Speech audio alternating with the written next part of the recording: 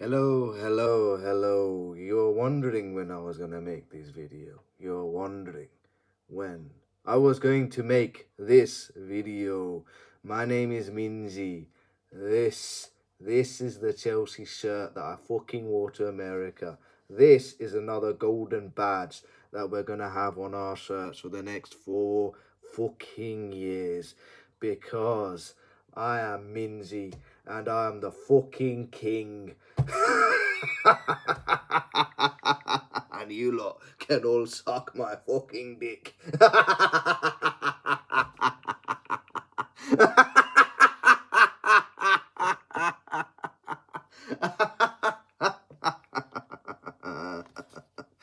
Nah. Born is the king. And today I rule the roost. In fact, fuck it. Let me have a fucking can of fucking cider. Yeah, boy. Some Tesco cheap shit, but fuck it. Why not fucking have some delectable fucking cider? Anyways, I'm here to talk about, of course, the Club World Cup final. You'll have to forgive me, I'm about 1.5 weeks late, but that is literally because it's been absolutely chaos ever since I came back. It's been absolutely manic at work. And then on top of that, I just haven't recovered from the jet lag. Because you'll have to imagine this. I have had to do 3 different fucking time zones. I had to go all the way up to Eastern European time zone to Istanbul. Then I flogged it all over to Eastern time, USA. And then I had to go forward in time, GMT time. It's been an absolute fucking nightmare of a bloody travel, but it was all fucking worth it. I had so many of my friends saying, I can't believe you're actually doing this travel. I can't believe you're going just to watch Chelsea get annihilated and butchered by PSG. In fact, even I was knowing that PSG were going to get absolutely Super Saiyan on Chelsea. I think even I predicted it. To be honest, I planned it in such a way where I was just going to go there, watch PSG murk Chelsea, leave the stadium as soon as the full-time whistle went, maybe take 1 or 2 pictures where I'll just be like, oh man, I can't believe I did this. Yeah? And then head over, grab a taxi because obviously the stadium's not going to be that busy, and head it back straight home. That was the plan. That was the plan. And I didn't have foresight. I didn't even think America had such an awful fucking transportation system. How have you got a 90,000 seater stadium, the best stadium in the whole wide world, and you've got one fucking road entrance into that stadium? One road entrance that curves around that bloody stadium. It was chaos trying to get out of that fucking stadium. I couldn't get a single taxi to pick me up from that stadium and drop me off back at JFK. I missed my fucking flight, fam. I missed my fucking flight. I missed it all. I missed it all. But you know what? I saw my team win it all. Because we ran out 3-0 winners. We absolutely destroyed. I had to squint my eyes. I thought this thing was laced with sedatives when I was in that bloody stadium. I thought it was laced with acid. I don't know what the hell I was drinking in that bloody stadium. But fucking hell, I had to blink my eyes 700 fucking times before I finally read the scoreline. Full-time Chelsea 3-0 PSG. It shocked me. I said in my Instagram post before this whole final began, I know where my heart truly lies, because deep down in my heart, I felt like Chelsea could win it 2-1. That was the scoreline I was going to go with. 2-1, or it's going to be a win on penalties. That's what I genuinely felt. That's what I genuinely felt in my heart of heart. Never in my wildest dreams would I have imagined us winning 3-0 by half time. And you know what the most insane thing is that Chelsea could have gone on 1-6-0 and nobody would have fucking complained. And unless you're fucking ESPN, where all of you lot are the most saltiest fucking bastards I've ever fucking met in my entire lifetime. None of you lot have anything positive to say about fucking Chelsea. I mean, are you lot all Thai or something? The fact that you had to go out there and say the words, oh, the reason why PSG lost was because of the grass turf. It was fucking hard or something like that. Was the football pitch having a boner or something? That's why PSG lost. Fucking hell, ESPN. The sooner your building gets demolished and you're never allowed to form an opinion, I'll be so fucking happy. You lot are the most saltiest twats against Chelsea. It's unfucking believable. I never want to hear your gobshite ever fucking again. It's absolutely distasteful. And as for all the other bloody nonsense of, oh, it's a glorified fucking friendly. Guess what? It won't be a glorified fucking friendly if Arsenal had won the fucking thing, or Man United won the bloody thing, or Liverpool won the bloody thing, would it? No. So suck on my salty cock and balls. We fucking World Cup, bloody Club World Cup champions, bruv. That's what we are. That's what we are. You know what? I genuinely wish Liverpool were in it. I just wish you won a Champions League after 2021. Because I'll tell you what, a final between Chelsea and Liverpool would have been a heck of a lot more closer and much more fiercely contested than the one that we played against PSG. It would have been much more fucking entertaining. Much more fucking entertaining. I would have loved to have watched the Chelsea-Liverpool final across stateside. Unlike Mr. Jamie Carragher's fucking opinion. Yeah, the one who likes to spit on other people. Yeah, you have to wear a bloody spit hood. Yeah, to prevent yourself from getting a quite nasty salivary surprise, yeah? But in all honesty, Chelsea winning the FIFA Club World Cup doesn't guarantee success in the Premier League or the Champions League. The Club World Cup is nowhere near as competitive or demanding as those two. If Chelsea think lifting that trophy means they'll dominate the Premier League, then they're only fooling themselves. Can you just not just be happy or just congratulate us as simply without forming such pointless facts? I mean, we all know that Chelsea next season in the Premier League will probably go on and beat Liverpool 3-0 at Anfield and then probably lose 5-0 to fucking Sunderland Athletic with Iliga Mayanda probably scoring a hat-trick for Sunderland, because we all know Chelsea are fucking inconsistent. We all know that winning the Club World Cup doesn't guarantee us winning the Premier. We all know that. We all fucking know. Just fucking congratulate us, fam. Jesus Christ, you don't need to go that fucking salty, surely. And Manchester United, don't get me started on Manchester fucking United. Jocelyn, I'm looking at you, fam. Every time you're telling us, oh, go and enjoy this win in the quarterfinals, enjoy that win in the semi-finals, we all know you ain't winning it. And I have to hush my mouth. I'm like, all right, cool. I'll let you say what you need to say. But hey, look at us. We're fucking champions, man. I'm the king of the fucking world. Shut the fuck up, fam. Shut the fuck up. All the way down in the epilons of hell. And look at your miserable Gary fucking Neville. What does he have to say? That he believes Chelsea didn't truly earn that trophy. Luck was clearly on our side. If you watch the matches during the FIFA Club World Cup closely, you'll notice it wasn't dominance. It was just pure, mere, utter fortune. Jesus Christ, Gary Neville, man. Calling us billionaire fucking bottle jobs and all. Fucking hell. Like, get a grip, lads. Go off and enjoy your 15-match losses as a fucking manager, starting off with that 7-0 demolition by Barcelona whilst you're a Valencia manager, you wanker. Fucking hell. Shut the fuck up, bruv. So what?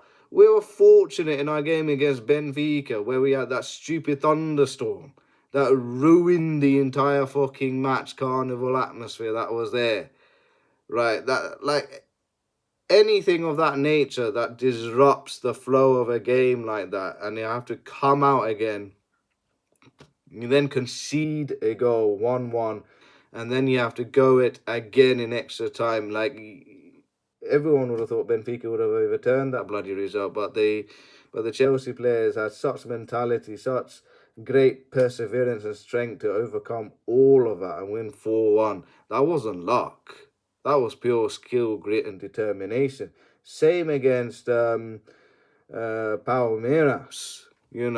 1-0, looked great in the first half. Second half, Palmeiras, with Estavio Williams scoring that equaliser, you would have thought Palmeiras would have gone and won it, but no.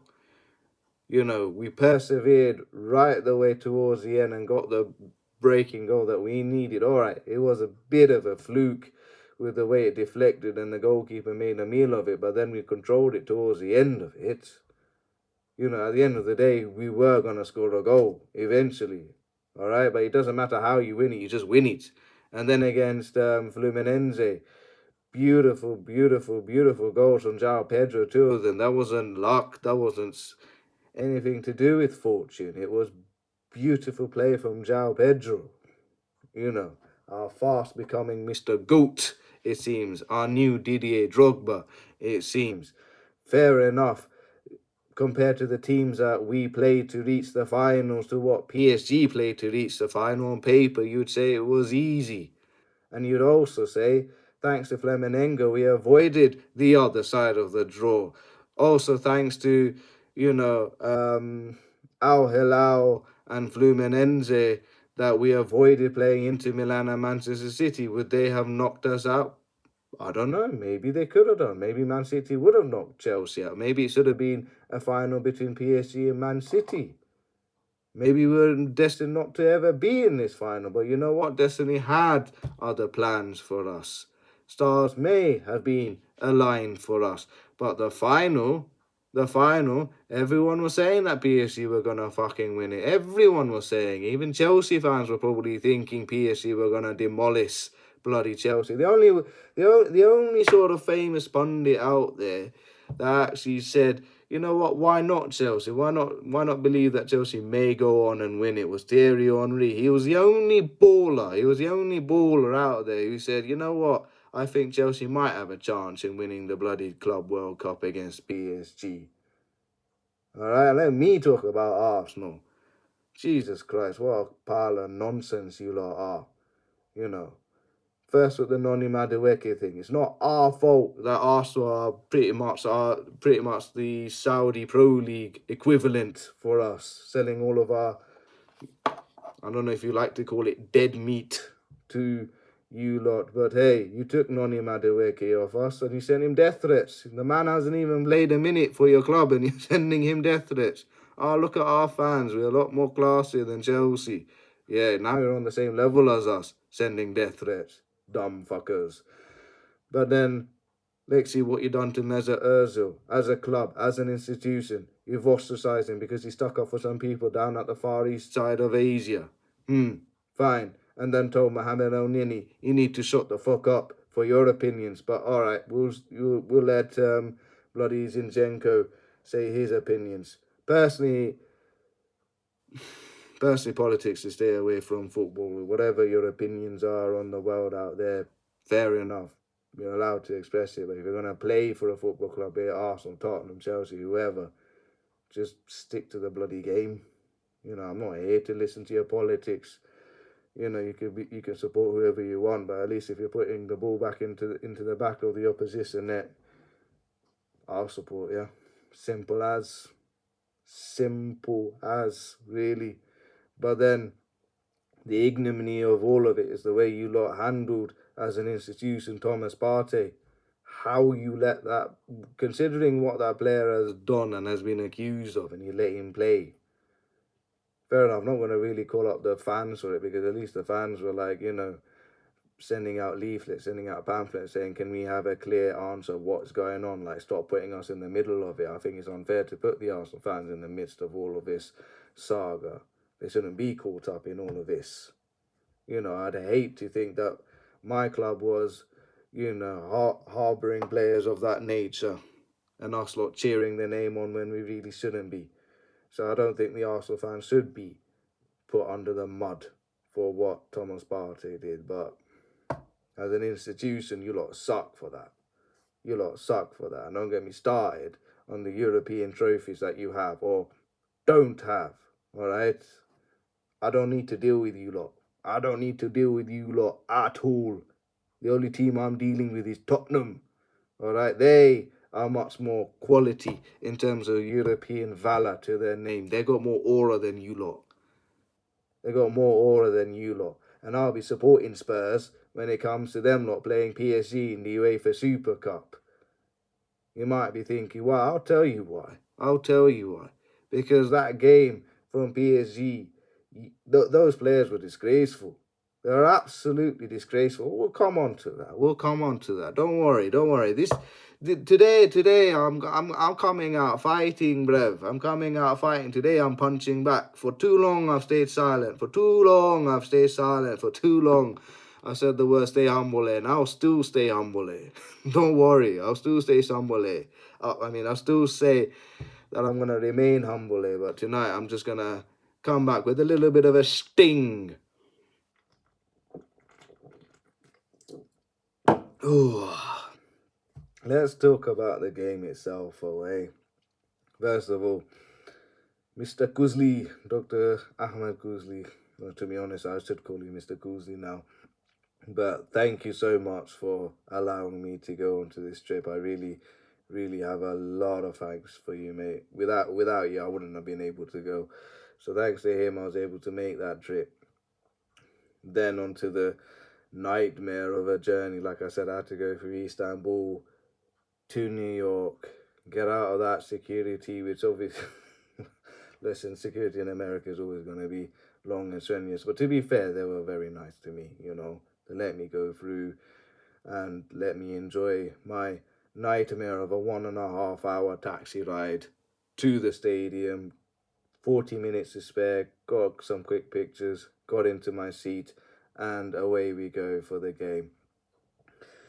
And yeah, it was a nerve-wracking show, really. I was expecting the worst. I was generally expecting PSG to be 2-0, 3-0, maybe even 4-0 up in the first half. But there was something that I was noticing about Chelsea that I think surprised PSG. I don't know who said it after the game, where they said something along the lines of PSG got PSG themselves. That's what Chelsea did, in a sense. They just pushed their entire midfield into PSG's throats, really. They just didn't allow them to settle. That's why we won the game. We just pushed and we pushed and we pushed and we harried their right back. We absolutely tore the right back, no, not the right back, their left back. Because we know we're not going to get anything past their right side. Hakimi's just going to be too strong. He's going to body us. We know we ain't going to get past Hakimi, but so we just put everything on the other side. We put Cole Palmer on the other side. He was just tormenting Mendes. Wasn't it Nuno Mendes? Not Nuno Mendes. Something Mendes. Hold up. Let me just have to get the team sheet out, which is a little bit embarrassing. Should be knowing who it is that we absolutely tormented. Come on. Alright, let's just go on this one. Let's do a little tinkle here. And a little bit of a tinkle right there. We'll get the team lineups coming up now.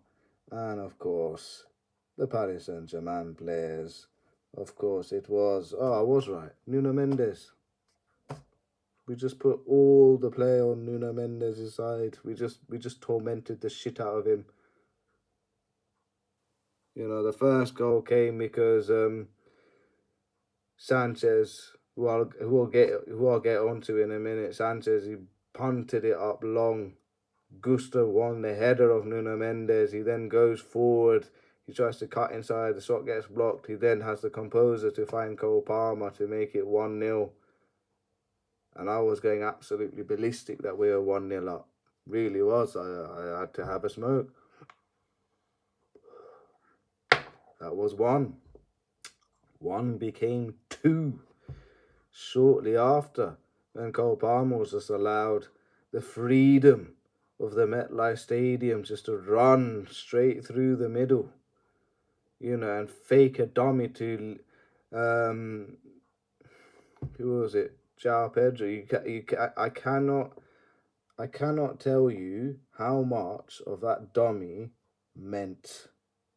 All right, I cannot emphasize how much that dummy meant. It completely bamboozled and it completely took the PSG defenders out of the game.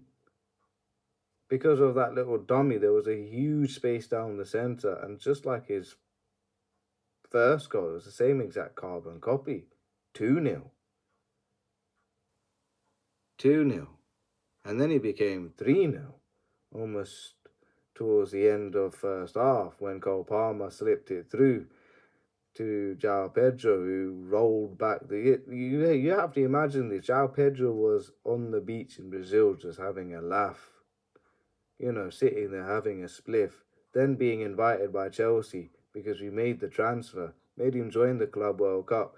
He then scores 2 perlers against bloody, who was it? Sorry, Fluminense, and then scores in the final itself by delightfully chipping Donnarumma, and into the back of the net it goes. It was fantastic. I was almost in tears.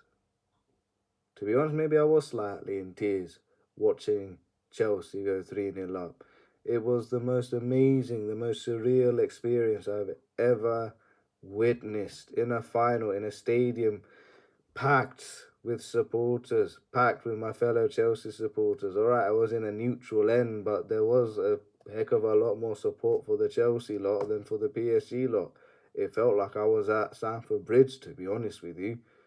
Not that there's a neutral section at Stamford Bridge, you must be joking, but you know what I'm saying. It felt like I was at a Stamford Bridge game. It felt unbelievable what I was seeing. I've been to 2 finals in my lifetime watching Chelsea, one against Portsmouth and one against PSG in the final, and I've witnessed trophy-winning finals in both of them.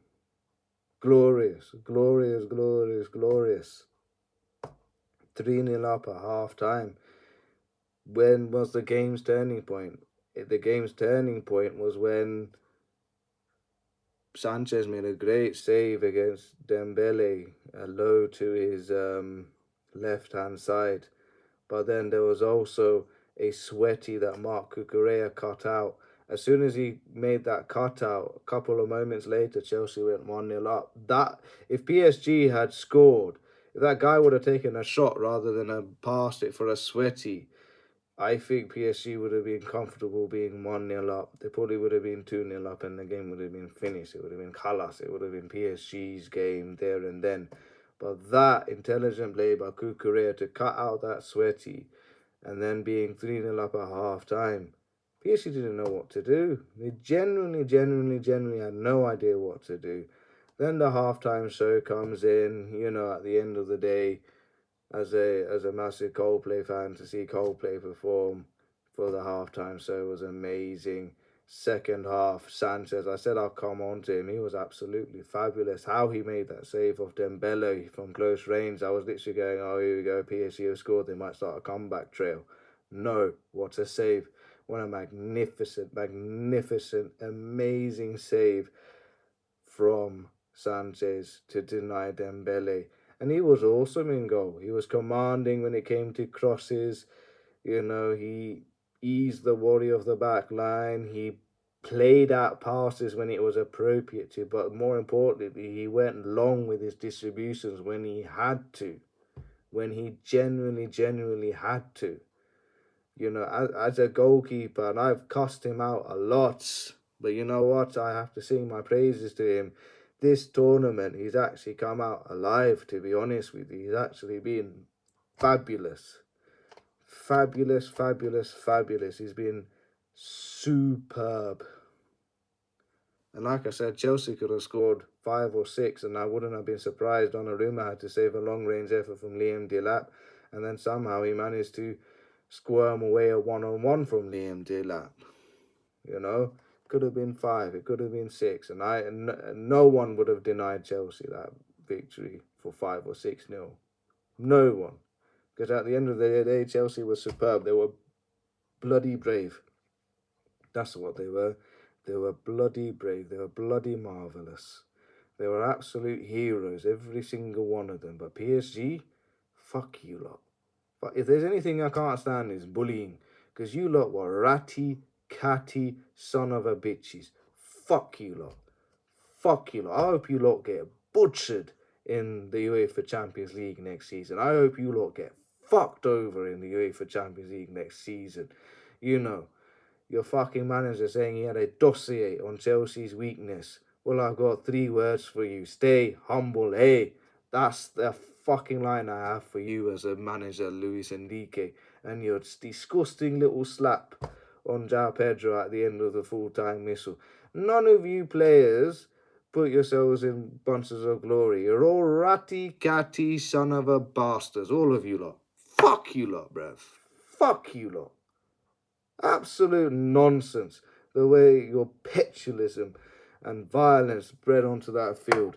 Fucking, who was it? Sorry, that got sent off. Was it Vitinha? No, it was, who was it? João Neves. Absolute nonsense. You nearly got away with it because the referee was looking the other way. And the referees are something else as well.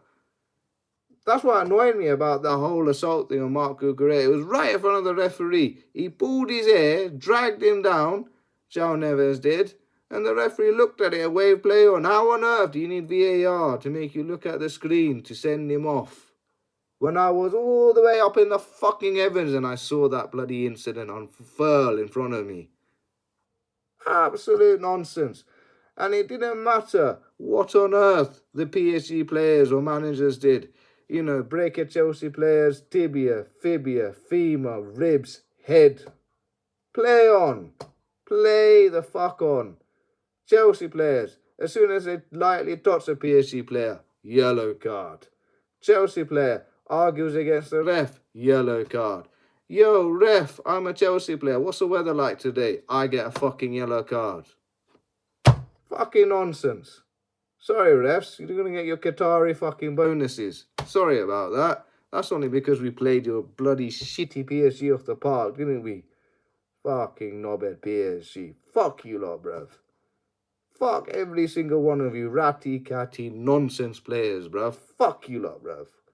I hope next season you get bullied.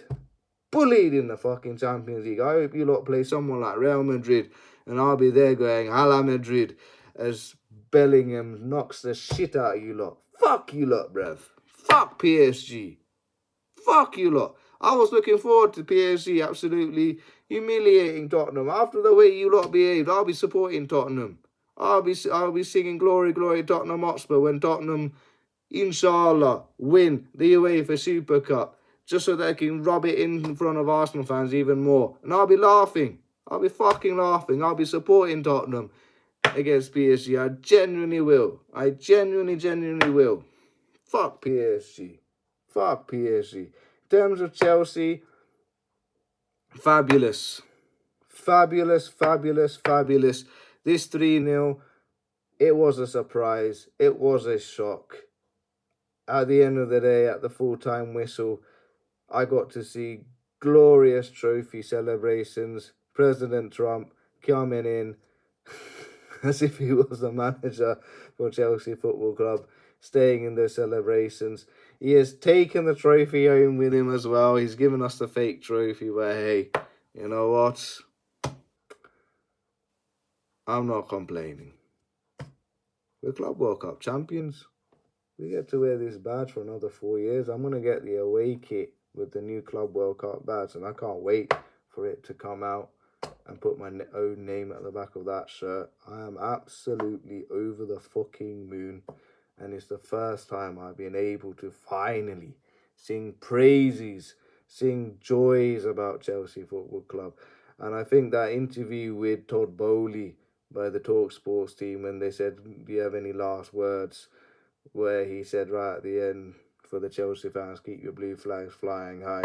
I think that's what it should end on, because we were flying our flags high. We were flying our spirits high. And I am still on a very, very, very happy, merry, spiritual journey high up in the clouds, because Chelsea are Club World Cup champions, and I could not be any more prouder of these lot. It was already a good season by winning the UEFA Conference League. I mean, that should have been a given anyway, right? But then to win that, to come fourth, I went satisfactory, fantastic. If we can push on and get second, third in the league, you know, a decent Champions League run and a decent cup run in the domestic competitions, then fair enough, I'd say we're going in the right direction. The fact that we've got fourth in the league, a UEFA Conference League, the Club World Cup, it's an outstanding season. It's an outstanding achievement. I cannot be more proud and put superlatives into this Chelsea team. I really cannot. We dealt with dusty, nutty little PSG. We dealt with them nicely. Those lot will not get punished for it. You know what? Deduct 30 points from Everton like you normally do. You know, if you're not going to punish PSG, you might as well punish Everton for no fucking reason again. You know what I'm saying? But hey, Chelsea, we're 3-0 winners. We've had a fantastic season. On towards next season. What's going to happen? Well, as Jamie Carragher said, we probably won't win the Premier League. I will say it right now. Like I said, there's three little words. Stay humble, eh? I will stay humble, eh? We won't win the Premier League. Like I said, we can probably beat a team like Man City away and lose to bloody Leeds United at home. I can see it happening. I can see it happening. We won't probably have the enough consistencies to remain as a title contender. And at the end of the day, Liverpool have strengthened, Arsenal have strengthened, Man United are strengthening, Tottenham aren't doing anything just yet. I mean, they signed Mohamed Kudus, but hey, they've got a new manager. They won't play their high line, and inshallah, they'll actually have a tactic to go with. Thomas Frank is a very good manager. They'll be a force to reckon with again. Newcastle under Eddie Howe will be a force to reckon with. I'm sure about that. Aston Villa under Emery will be a force to reckon with. It's going to be a hell of an exciting season. If Chelsea can somehow come out of that and be in the top four, I'll be more than happy. I'll be more than happy with that for next season. But let's see what it holds. Let's see what it holds. Let's see what the journey takes us on. For now, this season is done and dusted. It's now pre-season. It is now the business, well, not really the business, it's right slap bang in the middle of the summer transfer window, and we will see what will happen for next season. Until then, it is goodbye. It is good night. Sieste la vie. Let me go enjoy this smoke. Let me enjoy a can of fucking cider.